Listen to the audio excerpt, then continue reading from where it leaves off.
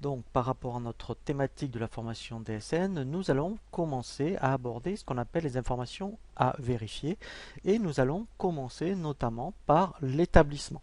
Donc, au niveau du menu base établissement, eh bien, effectivement, il va falloir bien vérifier. Alors déjà que tout ce qui est en rouge, bien sûr, soit renseigné. Alors, bien sûr, hein, tout ce qui est en rouge est obligatoirement à renseigner, aussi bien dans les propriétés du dossier que dans la fiche salariée. Alors, la fiche salariée, on y reviendra, mais tout ce qui est rouge donc dans le logiciel de paye est obligatoire à indiquer, sinon c'est une anomalie bloquante. Vous voyez, donc c'est bien indiqué ici pour les déclarations.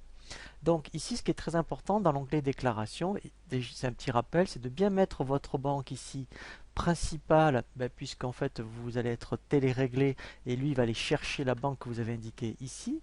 Ici vous indiquez bien l'exigibilité DSN. Ici donc vous allez bien cocher au moins pour la DADS. Alors ici bon c'est par rapport donc au cumul, alors là ça n'a rien à voir avec le DSN, mais c'est par rapport au cumul de fin d'année. Donc là quand vous serez en fin d'année il faudra le cocher. Et l'onglet organisme, voilà. Donc ici, dans un premier temps, eh bien, vous allez renseigner tous les organismes qui sont indiqués ici. Donc ici, on commence par l'URSSAF. Donc là, je vous invite à consulter le tutoriel sur les caisses. Donc une fois que dans les caisses URSSAF, vous l'avez bien renseigné, vous allez le chercher ici. Là, vous faites OK. Et ici, vous indiquez donc télérèglement. Et ici, voilà, vous les indiquez répartition bancaire à 100%. Ensuite, très important, tout ce qui est caisse de retraite, cadre et non cadre. Alors, on va donc bien venir vérifier donc que tout à l'heure donc le tutoriel sur les caisses que ça soit bien renseigné au niveau des caisses, mais une fois que c'est bien renseigné, alors ici on fait ajouter et on ajoute dans un premier temps donc la caisse de retraite non cadre. Donc ici, il faut absolument indiquer ce qu'on appelle le code institution. Alors, si c'est par exemple comme Malakoff ou Médéric qui regroupe les cadres et non cadres, donc en fait, vous n'aurez pas besoin d'aller chercher une caisse de retraite qui commence par un A. Là, en fait, c'est vraiment quand on a une caisse non cadre différente de la caisse cadre. Donc, comme ici, par exemple, vous voyez, c'est Clésia pour les cadres, les non cadres, pardon. Sinon, quand c'est un groupe, voilà, vous voyez ici, vous irez chercher G quelque chose, comme vous voyez, mettons Réunica, Yamalakov, Médéric, voilà. Donc, ensuite, vous mettez le numéro de rattachement, donc ça, vous ne l'inventez pas, hein, c'est indiqué dans vos déclarations. Vous indiquez le type de population, donc là, par exemple, ça serait plutôt non cadre. Ensuite, la périodicité DSN, donc là, vous indiquez si vous êtes mensuel ou trimestriel. Ensuite, ici, très important, il faut indiquer télérèglement.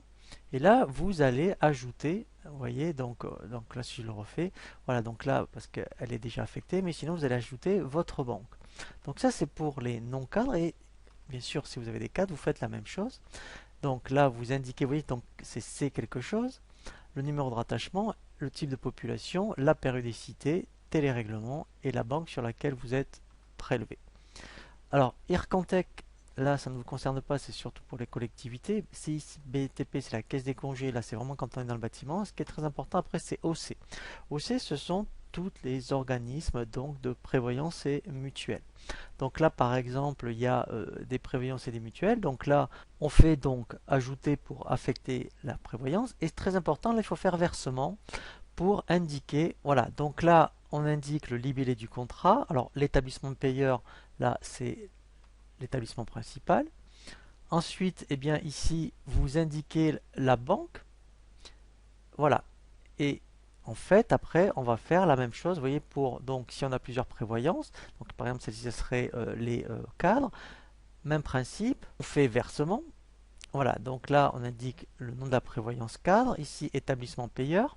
Et là, vous indiquez la banque sur laquelle vous êtes prélevé. Ensuite, voilà, donc là, par exemple, c'est des contrats de mutuelle. Donc là, pareil, on aurait fait ajouter. Et ici, après, on fait versement.